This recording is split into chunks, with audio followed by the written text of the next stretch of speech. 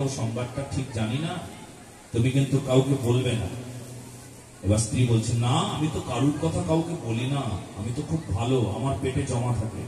আর মেয়েদের একটা দোষ আছে, যদি তাকে গোপন কথা বলা হয় আর যদি বলে দেওয়া যায় খবরদার কাউরে কবা না, তাহলে আরো বেশি করে বলবে, পেট ফুলে যায়।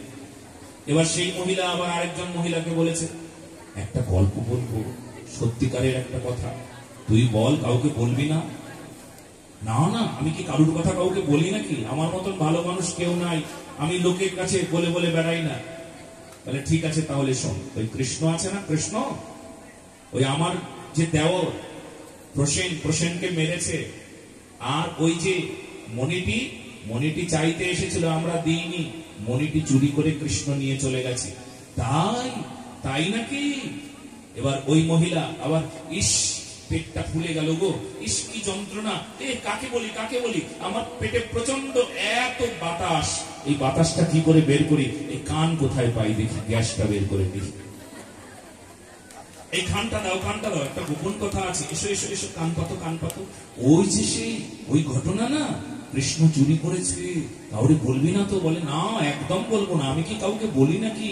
বলে বলবি না, কিন্তু কৃষ্ণ এই কাজটা করেছে। ও তাই, আমি কাউকে বলবো না। এই পেট ফুলে যাচ্ছে, কারে কই, কান কই, এই কানগুলো দাও, কান ভৈরা মিথ্যা কথা কবো, এই চলে আসে। কান দেখলেই ব্যাস নিন্দা শুরু হয়ে যায়, কান ভরে ভরে নিন্দা করে মানুষ। আগে থাকে পেটে, আগে থাকে মনে, আর কান ভরে তার মনটাকেও অমন পাপই করে দেয়। সেই জন্য মা একটা কথা বলি, কেউ যদি কখনো নিন্দা করতে আসে না, শুনবে না, কিন্তু একদম শুনবে না। বলে, এই যার নিন্দা করছিস, আমার কি কোনো উপকার হলো? অপকার ছাড়া হলো, এটা বলতে পারবে না? যার নিন্দা করছিস, আমার কি কোনো উপকার হলো? আমার ক্ষতি হলো? ক্ষতি, তুই আমার ক্ষতি করলি, সর্বনাশ করলি। ভগবান কৃষ্ণ এবার কি করলেন জানো? কৃষ্ণ এবার জাম্বুবানের কাছে চলে গেলেন। আর জাম্বুবানের কাছে যাওয়ার পর জাম্বুবানকে বললেন, জাম্বুবান, একটা মণি আছে তোমার কাছে, সেই মণিটি আমায় দাও। কৃষ্ণকে দর্শন করে জাম্বুবান, জয় শ্রীরাম, রাম রাম রাম রাম রাম, জয় শ্রীরাম, তুমি আমার রাম, তুমি আমার রাম, তুমি আমার রাম, রাম গো তুমি। কৃষ্ণ বলছে, আমি কৃষ্ণ। বলে, না, শুধু রংটা বদলে এসেছো, সেই আকর্ণ বিস্তৃত নয়ন, সেই চরণ, সেই মুখমণ্ডল, তুমি আমার রাম। হে রাম গো, তুমি এসেছো রাম। আর কি করে আরো প্রমাণ পেলাম জানো? যখন তুমি কথা দিয়েছিলে যে আমি আবার আসব, আমি তোমার সঙ্গে আবার সাক্ষাৎ করব, আমি তখন তোমায় বলেছিলাম, কি করে আমি তোমায় চিনব? যুদ্ধে যদি হেরে যাও, তখন বুঝবে সেই রাম। এ জগতে কেউ নাই আমি ছাড়া তোমাকে হারাবে, তাই যার কাছে হারবে সেই রাম। যখন কৃষ্ণ এসে বললেন, মণিটি দাও, কৃষ্ণ এসে বললেন, মণিটি দাও, আর মণিটি দেব, কিন্তু যুদ্ধ করে জয়লাভ করো, তাহলে মণি তোমার। যুদ্ধ করে জয়লাভ করো। যুদ্ধ হলো কৃষ্ণের সঙ্গে, কৃষ্ণ জয়ী হলেন, জাম্বুবান হয়ে গেল। জাম্বুবান বললেন, প্রভু আরো এই তো প্রমাণ পেলাম, তুমি আমার রাম। সেই দিন রামলীলায় তখন আমি তোমার চরণে নিবেদন করে বলেছিলাম, হে রাম, তুমি সবাইকে আবার জন্ম দেবে। দ্বারিকাধীশ কৃষ্ণ, আজকে তোমার চরণে এই নিবেদন। তুমি সেই দিন রামলীলায় বলেছিলে যে তোমার সঙ্গে আমার এই রূপেই দেখা হবে, তোমার অন্য কোনো রূপ নাই, তুমি গোপী হবে না। তুমি ঋষিদের পর্যন্ত গোপী বানিয়ে দিলে। ঋষিরা তোমার রূপ লাবণ্য দর্শন করে বলেছিল, আমার এই পুরুষ দেহ, কিন্তু হে রাম, তোমাকে যদি স্বামী রূপে ভালোবাসতাম, আর স্ত্রী দেহ যদি পেতাম পুরুষ না হয়ে, তখন তুমি সবাইকে বলেছিলে তোমাদের মনোবাসনা পূর্ণ হবে, তোমরা গোপী হবে, ঋষিচরী গোপী, তারা গোপী হয়ে গেল, আর একমাত্র আমি বঞ্চিত হইলাম। হে ভগবান রাম, আজকে তুমি আমার ইচ্ছে পূরণ করো। আমার ইচ্ছে এই যে তোমাকে আমি স্বামী রূপে লাভ করতে চেয়েছিলাম, কিন্তু আমার একটা কন্যা আছে। কন্যা মানে আত্মজা। আত্মজা মানে পিতাই যখন কন্যা রূপে আসে তখন তাকে আত্মজা বলা হয়, পিতাই যখন পুত্র রূপে আসে তখন তাকে আত্মজ বলা হয়। পিতার মুখের সঙ্গে কন্যার মুখের মিল থাকবে, আত্মজা। পিতার সঙ্গে পুত্রীর মুখের একেবারে হুবহু মিল থাকবে, তিনি আত্মজ। আত্মজা আছে। আত্মজা মানে আমি, আমারই কন্যা মানে আমি, কোনো তফাৎ নাই। ওই পিতাই কন্যা রূপে এসেছে, তো আমি তো তোমাকে পেলাম না স্বামী রূপে, পুরুষ দেব। কিন্তু আমার বড় একটা নিবেদন আছে, আমার কন্যাকে সাজিয়ে গুছিয়ে রেখেছি, জাম্বুবতী আমার কন্যার নাম, আপনি সেই জাম্বুবতীকে গ্রহণ করুন।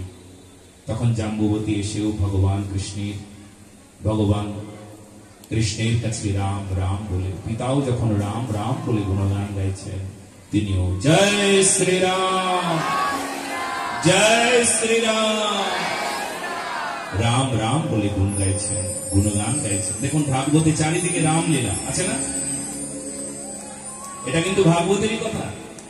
জাম্বুবান এবার কৃষ্ণকে রাম রাম বলে তার চরণে পড়ছেন। জাম্বুবতী তার কন্যা, জাম্বুবতীর সঙ্গে ভগবান কৃষ্ণের বিবাহ হচ্ছে, আর রাম রাম বলে গুণগান গাইছেন।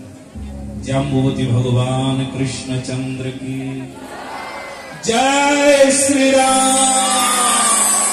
সকলে এখন রাম গুণগানে আমরা বিভোর হব। কি রাম গুণগানে আমরা বিভোর হয়ে যাব, তন্ময় হব। সকল ভক্তগণ আবার আরেকবার বলুন জয় শ্রীরাম। मन से कहो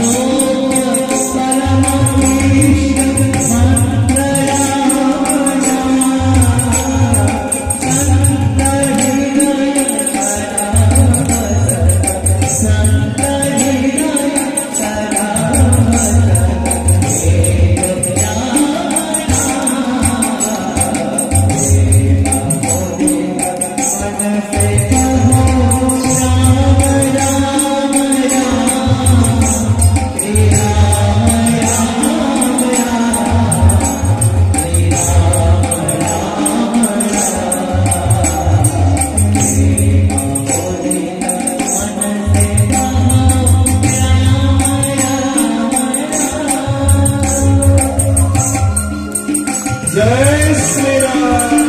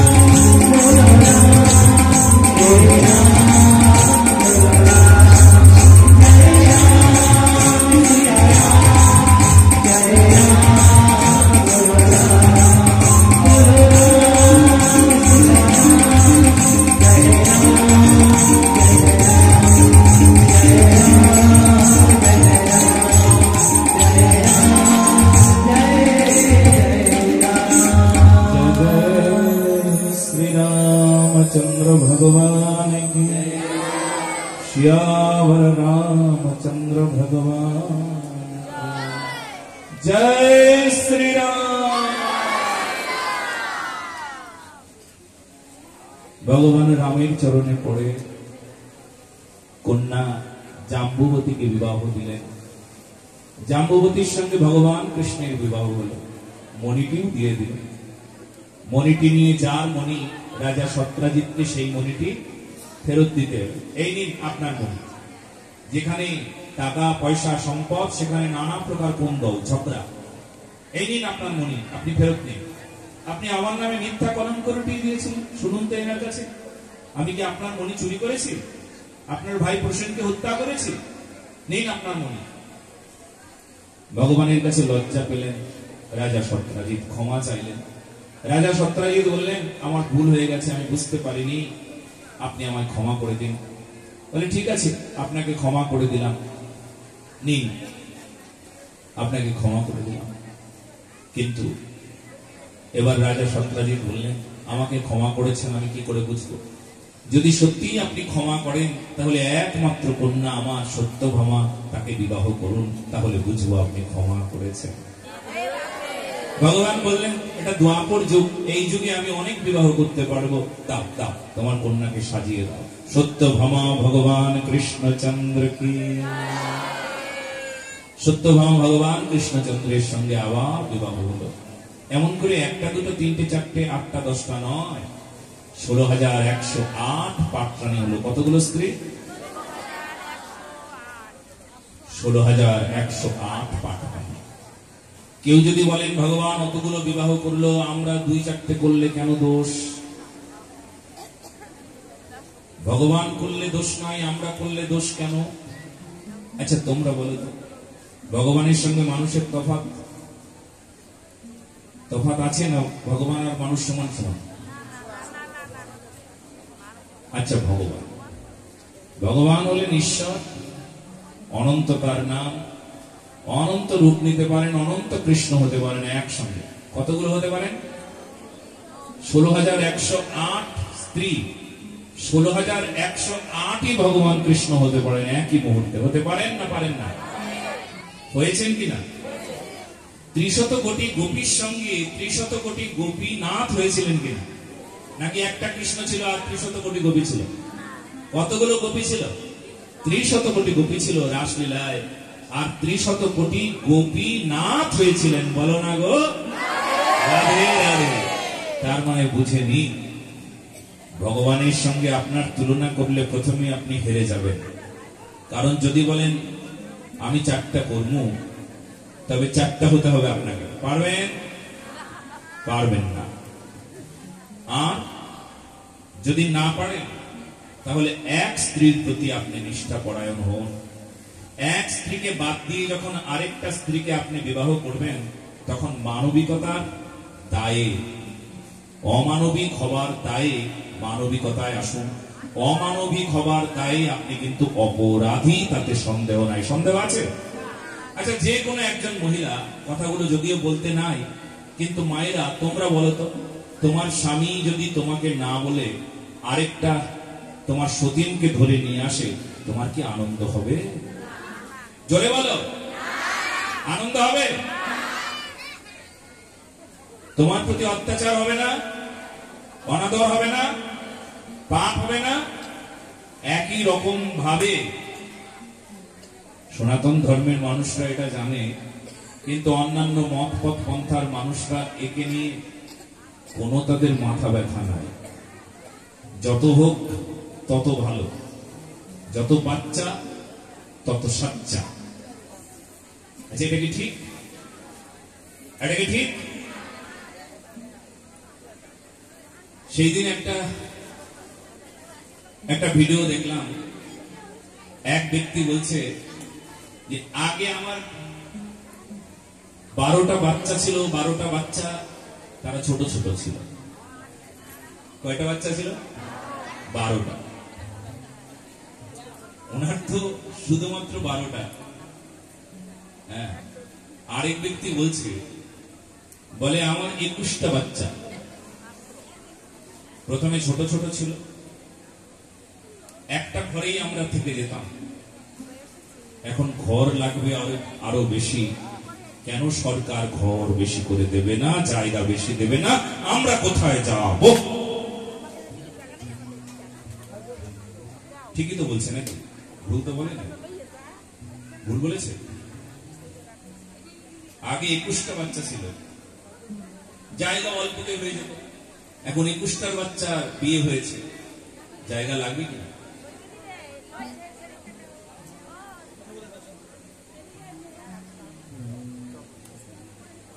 আমরা সনাতনীরা এখন না প্রতিজ্ঞাবদ্ধ হব, সবাই সংকল্প করব, প্রতিজ্ঞা করব, আমরা আমাদের জায়গা জমিন, বলুন সবাই, আমরা আমাদের জায়গা জমিন জোরে।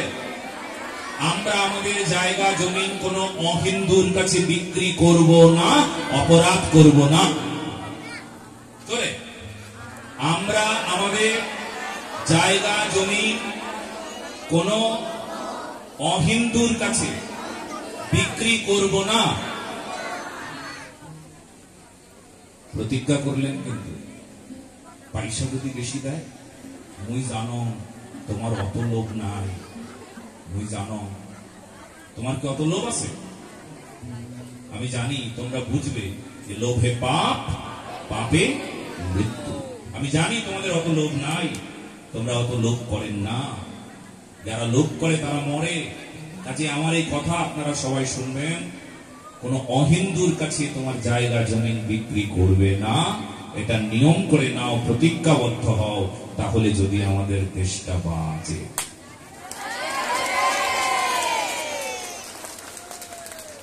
জোরে, আরো জোরে। এই করতালিটা তাদের জন্য যারা একদম খাঁটি সনাতনী, নিজের দেশকে হিন্দু রাষ্ট্র দেখতে চায়।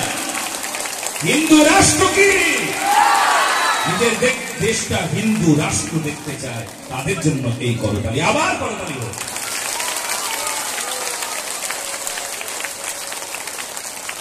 কেন এই কথা বলছি জানো বাবা? অন্যান্য মত পথের মানুষের সবার একটা করে দেশ আছে, সবার আছে, সবার একটা করে দেশ, একটা নয় 56টা দেশ আছে। নিজের ধর্মে 56টা দেশ আছে। হিন্দুদের কয়টা আছে? নেপাল ছিল, সে এখন আর নাই। আছে। তোমাদের একটা দেশ থাকা উচিত নয়?